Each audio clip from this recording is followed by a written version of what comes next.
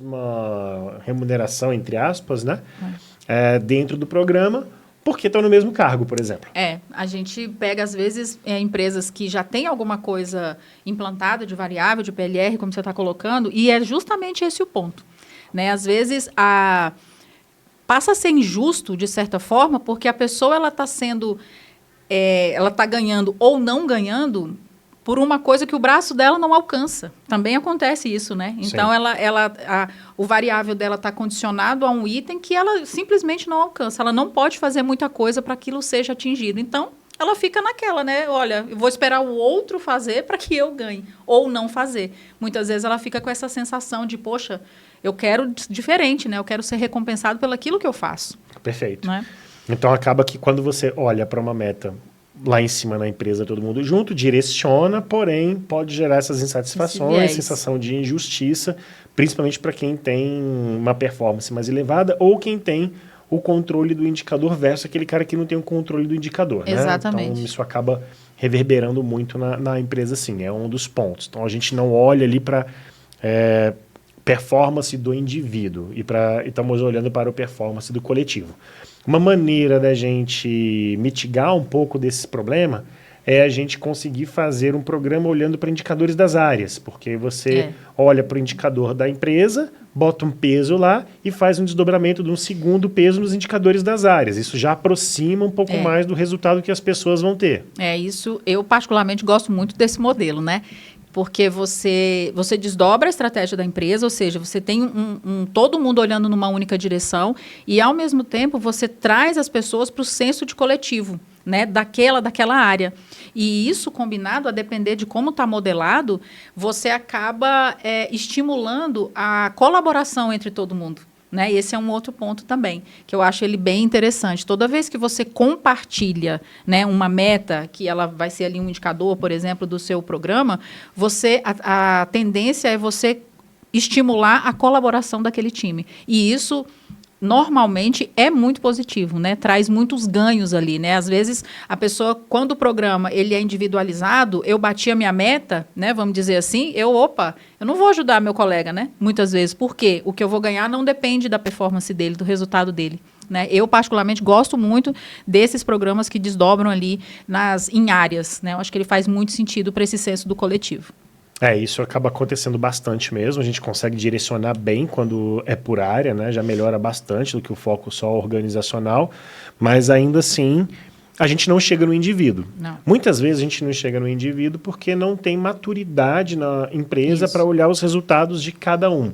Então, a própria avaliação de desempenho, os KRs, na verdade, né, que chegariam ali com as iniciativas que cada indivíduo tem que executar, não conseguem desdobrar a esse ponto ainda. A organização não tem maturidade para ter esse controle e para poder virar e falar, esse daqui merece ganhar mais na remuneração variável do que esse. E aí acaba que isso ocorre muitas vezes via plano de cargos, né? Via plano de cargos. Esse é outro ponto, né, dos programas ali de remuneração. E outro ponto que você colocou aí também, Daniel, é a importância da apuração, né? Você falou seja OKRs ou os KRs lá um pouco mais para baixo, a importância de ter meios de apurar, né? Porque às vezes a maturidade da empresa está em cima disso. Ela não tem, ela sabe o que ela quer, ela não consegue desdobrar isso, não consegue medir, logo não consegue apurar e aí vira uma confusão. Aí um dos elementos que você colocou, que é da transparência, né? Acaba não se consolidando ali naquele programa, né? Exatamente. E no final das contas a gente começa a ter diferenças entre as áreas, ok? E a gente vai colocar o reconhecimento no plano de cargos e salários, porque ali eu consigo literalmente recompensar o indivíduo. É o melhor jeito, às vezes, de fazer? Às vezes não é. O plano de cargos ele funciona para você dar aumento por consistência e não por um resultado pontual de 6 meses, 1 ano, que a remuneração variável seria melhor, porque você está dando ali um ponto de grana para a galera, mas se o resultado do outro ano não for consistente, já era. Agora, quando a pessoa tem entregas consistentes, independente do resultado da empresa, e você quer manter aquela pessoa com você, aí é o plano de cargos que dita a regra. Eu acho que é importante a gente deixar claro a diferença de quando é que eu aumento lá no bônus, né, e quando é que eu uso o plano de cargos. Então, tem esses aspectos. Eu acho que é legal a gente até dar um exemplo aqui. de forma prática, né? Quando é que o plano de cargos faz isso, né? Então, quando a gente tem, por exemplo, um plano bem construído e que a gente coloca ali que um dos critérios, por exemplo, de progressão daquele colaborador no plano está atrelado à gestão de desempenho, por exemplo, a gente está fazendo um reconhecimento baseado no desempenho individual. Em geral, a gente não vincula 100%, né? Não, teve não. a nota da avaliação, já aumenta Não, é a um remuneração. dos, É um né? elemento, né? E tem uma série de restrições ainda em cima disso. Como, por exemplo, ter dinheiro, né? Ter o orçamento, que é o número 1 lá, né? Se não tiver, não há que se falar em nenhum tipo de progressão. E aí a gente vai conectando. De novo, né? Para quem não assistiu o episódio anterior, né? Do mix de remuneração, é legal vocês darem uma olhada lá. De novo, a importância de conhecer todos os elementos da remuneração para ver a melhor forma de encaixar o variável naquela organização. Sim. Né? Às vezes o plano de cargos está ok, está promovendo de forma consistente ali ou progredindo as pessoas. Eu tenho um bom plano de benefícios e aí o que eu quero com esse meu programa de variável? Aonde que eu quero atacar? O que eu quero estimular? A gente fala muito, né, Daniel, nos projetos de remuneração variável, que não existe programa de variável desconectado da estratégia. Né? Até então, existe, né? É bom, até existe. É por isso que a gente vai lá muitas vezes, né? Ainda bem. Até existe. Esse que é o problema. Esse que é o quando problema. ele existe. Exatamente. E aí a gente insiste muito e parece brincadeira, mas a gente já foi muito questionado nos projetos por que a gente estava fazendo determinadas perguntas. Né? Então, a gente já foi questionado até pelos RHs, olha só. Não, a gente sempre insiste, né? A gente quer falar com o diretor A, com o diretor B, né? A depender da estrutura daquela empresa. E aí a gente é questionado, mas o que vocês querem falar com ele? Esse projeto é do RH. Né? Ok, ele é do RH, mas ele necessariamente precisa estar conectado à estratégia daquela empresa. E a gente vai desdobrar a estratégia dessa empresa e conectar essa estratégia ao que a gente vai modelar no programa de remuneração. E esse ponto ele é bem importante. Quem viu aí todos os nossos episódios até agora, os outros 6 que a gente já colocou aqui no ar, vocês vão sempre perceber que a gente está falando de negócios, né? De conexão. Negócio, estratégia, conexão, conversa com a diretoria, com o C-Level. Porque se a gente não entender o negócio, a gente não consegue fazer a construção do modelo de maneira clara, né? De maneira que conecte o que se espera de resultado lá em cima com a operação aqui embaixo. Então, é muito importante que a gente consiga fazer esse processo. Em remuneração variável, isso é essencial. Vou até daqui a pouco dar um exemplo para vocês de um programa que deu errado e explicar por que quando a gente viu o programa, eu falei assim, mas é claro que esse programa vai dar errado, né? E o cliente já tinha percebido o problema. Mas antes de chegar nisso, a gente falou de geral na empresa, né? Remuneração variável, PLR olhando geral para a empresa, depois olhando por área, e olhando para o indivíduo. Então, quando a gente consegue construir um PLR que a gente olha para o indivíduo, a gente tem algumas características também desse tipo de programa, né? De novo, boas e ruins, né? A boa é que você valoriza a performance individual, né? Então, você não coloca todo mundo na mesma régua e você tem um reconhecimento real, claro, né? Claro, daquela pessoa que performou melhor e vai receber alguma coisa a mais. O lado ruim disso, e eu digo ruim assim com um certo receio, porque ele é ruim até certo ponto também, né? É a questão da competição. Né? Existe uma competição que ela é saudável dentro das organizações, né? Mas existem também organizações que passam do ponto, né? E que um fica querendo matar o outro ali dentro porque pisa na cabeça de um para ele pôr daí mais para frente. E, assim, não é muito bom que isso aconteça, né? Então, um bom programa de variável, ele precisa, quando essa é a opção, né? Pro reconhecer o individual, que ele meça bem até onde ele está estimulando ali a competitividade, né? Para não virar uma guerra ali dentro. Exato, né? exato. Isso é bem importante. Senão, ao invés da colaboração, que foi, né, o outro exemplo que a gente deu, a gente faz o reverso disso. Né? E aí... o grande X da remuneração variável é você conseguir encontrar esse equilíbrio, né? Entre aquilo que é importante para o negócio e como é que você estimula os colaboradores e engaja eles de uma maneira geral. Então, sempre tem alguma coisa de revés que tem que ser analisada, mas você precisa levar em consideração a cultura da empresa, a gestão da empresa, o nível de controle que ela tem e o esforço que ela vai fazer para apurar esses resultados. Não adianta a gente querer chegar no nível de indivíduo, saber que existe como fazer a mensuração do nível de indivíduo, mas você demorar ali para fazer esse processo de apuração. São 300 colaboradores. Eu vou demorar aqui um mês inteiro para fazer a apuração. Não vai dá, funcionar. funcionar. Não tem como né? funcionar. Novamente, né? O projeto tem que ser simples. Se ele não for simples, eu clicar ali, já aparecer no relatório os resultados que vão impactar na remuneração variável, não adianta. Eu vou ter que fazer uma conta para fazer uma outra conta, esquece, não vai funcionar. Né? Em empresas grandes não vai funcionar. E para outras, é um degrau de cada vez mesmo, né? Às vezes a empresa não tem nada. Nível de maturidade, né? Nível de maturidade. Ela não tem nada de variável, mas ela entendeu que aquele é o momento de ter alguma coisa. Não tem clareza, né, das metas, às vezes não existe muita transparência, não porque a empresa, o gestor, o CEO não quer, mas porque ainda não chegou o momento, porque não é da cultura ainda. Isso é um processo, né, é uma construção.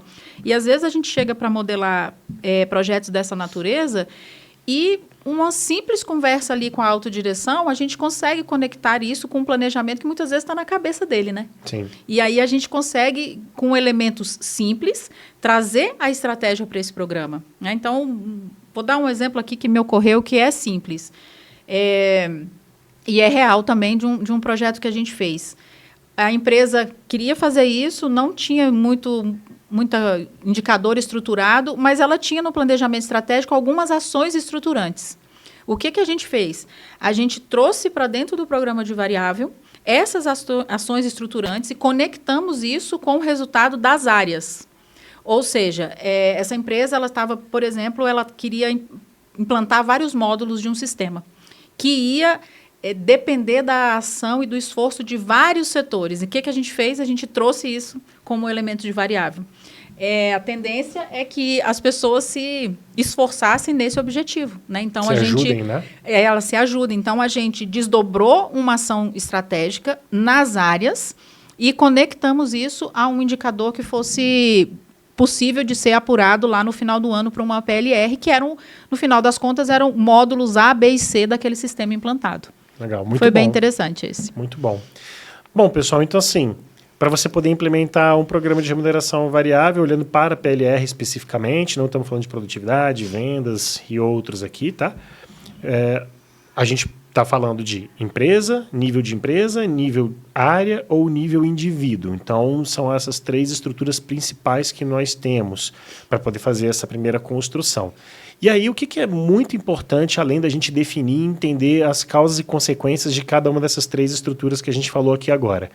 Você precisa ter alguns cuidados quando você monta um programa de remuneração variável. Você precisa entender o objetivo que você quer com esse programa e conseguir colocar indicadores que traduzam, e regras também, que traduzam esse objetivo que você pretende atingir. Senão você vai desconectar as pessoas e vai levar mensagens erradas. O que a gente chama de mensagens erradas? É quando eu tenho um determinado objetivo para atingir com o meu programa, mas os meus indicadores, eles não conectam exatamente com esse objetivo.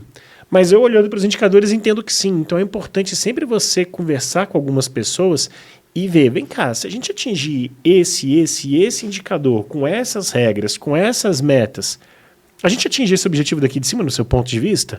A gente usa isso aqui muitas vezes na B2, né? De discutir os indicadores, a maneira como a gente vai atingir, para saber se aquilo dali é sustentável para o objetivo. É isso aí. A gente pegou um projeto outro dia, um exemplo bem simples, que ele olhava para a assiduidade. E a assiduidade não tinha exatamente nada a ver com o alcance do resultado daquela área. Mas nada a ver, até pela natureza da empresa.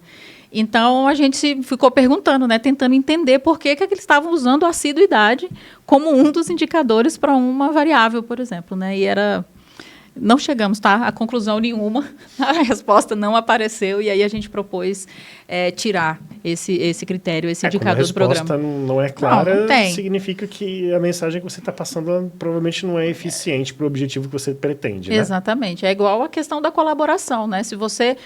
a sua cultura é da colaboração e você desenha um programa que estimula a individualidade, a competição, você está passando uma mensagem contrária. Né? Então...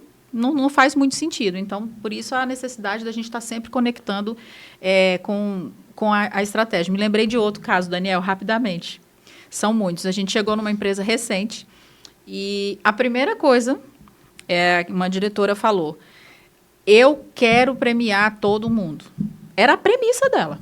A gente, antes de abrir a boca, ela falou, eu não sei que nome tem isso. Ela falou desse jeito. Eu não sei que nome tem isso, mas eu quero premiar todo mundo. né? Então, assim, olha, ela, com essa frase, ela me disse da cultura dela, ela me disse a mensagem que ela quer passar, né, por meio do programa, e ela me disse o que ela quer estimular. Talvez ela nem saiba como, mas ela me disse o que ela quer estimular. Sim. Ela quer estimular a coletividade, Sim. ela quer estimular o conjunto, né? Ela quer estimular todo mundo olhando para um lugar só, e a gente foi decompondo isso em algumas alternativas que esse a gente não apresentou ainda. Já a gente vai apresentar. Legal, assim, bateu a meta, quero premiar todo mundo. Então, é uma premissa super válida, né? Então, já está dando direções.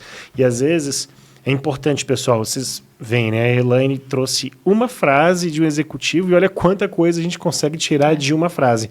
Por isso que é muito importante a gente estar atento e conhecer o cliente para a gente escutar e entender o que ele está querendo transmitir para a gente. E a gente também fazer perguntas para confirmar se aquela mensagem que ele passou inicialmente, efetivamente, a gente conseguiu captar da maneira correta ou ele conseguiu transmitir também para a gente da maneira correta. Vou contar um caso para vocês aqui, que quando a gente faz remuneração variável, a gente reforça muito os comportamentos e a cultura da organização, né? Então, a empresa cliente X aqui quando contratou a gente, tinha um programa de remuneração variável, falava lá em determinados comportamentos, né? Então, era a satisfação do cliente em primeiro lugar, uma série de questões em relação a isso. Desenharam um programa de remuneração, eles tinham frota, eles faziam entrega. Quando eles colocaram o indicador, eles queriam reduzir o tempo de entrega para esse cliente. Então, a satisfação do cliente era prioridade no planejamento deles. Até aí, nenhum tipo de problema. E eles tinham um indicador de tempo de entrega.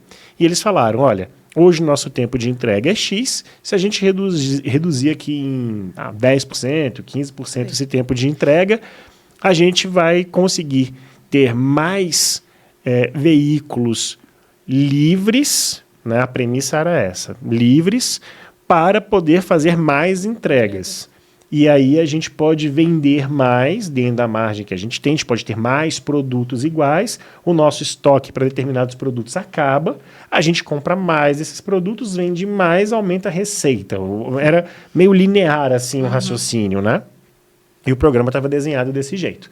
E aí eles botaram um programa para rodar, e no início do programa foi um sucesso, os clientes começaram a receber as entregas com menos 20%. Atraso. Não era nem menos atraso, antecipava a entrega, né? Então, acabava que no final das contas, você conseguia receber aquele produto que você tinha comprado, era para entregar daqui a 3 dias, você recebia em 2 dias e meio, em 2 dias, eles antecipavam mesmo. Estava surpreendendo o cliente, né? Exato, então estava indo de acordo lá, o objetivo, satisfação, surpreender o cliente em primeiro lugar. Tá batendo. Até aí tá batendo. Tudo bem. Até aí tudo bem, obrigado, né? Beleza. Só que, olha o cuidado que a gente tem que ter quando a gente coloca um indicador e ele mexe muito no nosso negócio, tá? No primeiro mês, o indicador melhorou, todo mundo feliz e contente. E quem é que fazia a entrega? Vamos lá. Então, eles tinham uma frota, tem alguém que entrega nessa frota, você tem toda a cadeia, né, na verdade, de produção ali para poder fazer a expedição, chegar na frota. No caminhão, né? E poder disparar ali para entregar no cliente. Então, você tem desde o momento que o cara fez a compra, separação, verificar se tem estoque, separou, tirou, fez os controles, colocou no caminhão e foi. Qual que era o grande X desse projeto? Quando colocava ali no caminhão, tinha muito pouco tempo de melhoria no processo do estoque. Não tinha muita coisa para melhorar ali. Eles já tinham um projeto bem otimizado.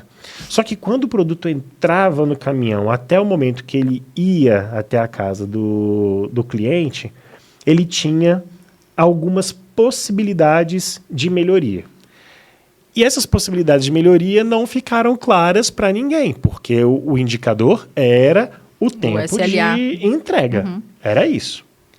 O que aconteceu? Vamos para os problemas que começaram a acontecer. Começou a colocar caminhão com sobrepeso para poder ter mais produtos dentro do caminhão e ele conseguir numa rota estender a rota, entregar mais coisas na rota. Multa. Pronto, não precisei nem falar. multa, porque o cara começou a andar um pouco mais rápido para ganhar Sim. esse tempo, porque ele tinha colocado mais coisas no caminhão e ele tinha que voltar para o pátio. Para a próxima. E ele tinha um tempo de rota. Então, agora, se ele tinha que fazer 10 entregas, agora ele tinha que fazer 12, só que no mesmo tempo. Né? E aí, o que começou a acontecer? Aumentou o volume de multa. E aí, tinha um outro tipo de pênalti e tudo mais, mas principalmente aumentou um índice que ninguém estava vendo. Só foram ver lá na frente. Que era o tempo de manutenção que eles gastavam na frota. E aí o custo de manutenção começou a aumentar, o tempo dos caminhões em manutenção começou a aumentar, e aí o que aconteceu? O contrário do que era previsto no programa, que era você ter mais disponibilidade na frota. Parava o caminhão para manutenção. O caminhão parava para manutenção. E manutenção é caro, né? E aí você começou a mexer em... O SLA da entrega do cliente aumentou. A multa aumentou. O custo de manutenção aumentou. E aí a premissa inicial do programa caiu. Que era a satisfação do cliente. E eles começaram a ter rebote ali de clientes reclamando que estava demorando demais para entregar. E aí foi contra o processo. Outros elementos, né? Tipo, a qualidade de trabalho desse cara, né? Ele está correndo ali para fazer a entrega, né? Como é que ele chega no cliente, né? A gente não pegou nenhum tipo de acidente ali. Mas assim, o que era um indicador... Né, que em princípio estava bem desenhado com um programa, não se pensou nas consequências da operação para implantação para chegar nesse resultado. Então, no primeiro mês está tudo ok. Do segundo, terceiro mês para frente, começou a aumentar o custo de manutenção. Cara, então o que está acontecendo? Teve uma pessoa, um abençoado, que falou, olha, nosso custo de manutenção nunca teve tão alto. E aí o outro falou, e a gente está começando a ficar com disponibilidade de frota. Então, a gente deve estar vendendo para caramba. Não, as vendas caíram. E aí foi reverberando tudo para trás, né? Olha então, a mensagem, né? É um programa, exato, é um programa que não foi bem desenhado porque você colocou apenas um indicador ali como um processo, né? Para poder medir esse resultado. Você poderia ter 2, 3 indicadores concatenados ali. A multa poderia ser de uma certa forma eles tinham alguma coisa de multa ali, mas eles poderiam ter colocado o custo para manutenção da frota como tendo que ser mantido. E aí as pessoas vão ter que pensar diferente. Como é que eu não aumento o custo? Vou cuidar Como é que eu faço o tempo de rota, a quantidade de lugares que eu passo em rota ser o mesmo do que eu tenho hoje, com o mesmo peso e tudo mais, mas eu diminuo o tempo do cliente. Exato. Aí você ia pensar numa solução diferente. Com certeza, com certeza. Então, e eu olho os desdobramentos disso, né? Às vezes... Para ver como é sério. É muito sério. E olha só, não sei se o pessoal que está assistindo percebeu. Você está aqui falando há quase 5 minutos, contando seu exemplo, e a gente não falou de gestão de pessoas, né? A gente falou de negócio. De negócio, o tempo inteiro. Falou de melhoria de processo. A gente falou de entendimento entre as áreas ali, né? De estoque, produção, que isso está rebatendo fluxo, né? Do fluxo. E isso está rebatendo num ponto que é a remuneração variável. Agora, Daniel, você imagina se um RH dessa empresa não tem a visão do negócio. Está olhando o número puro lá, a apuração, né? Para passar lá para a folha de pagamento para pagar o variável dessas pessoas, desses motoristas. Exatamente. Olha só, né? Se esse RH não tem essa compreensão, não tem esse entendimento, ele não vai conseguir levar isso para a diretoria. Não, de jeito nenhum. E o grande ponto aqui que é um aprendizado para todos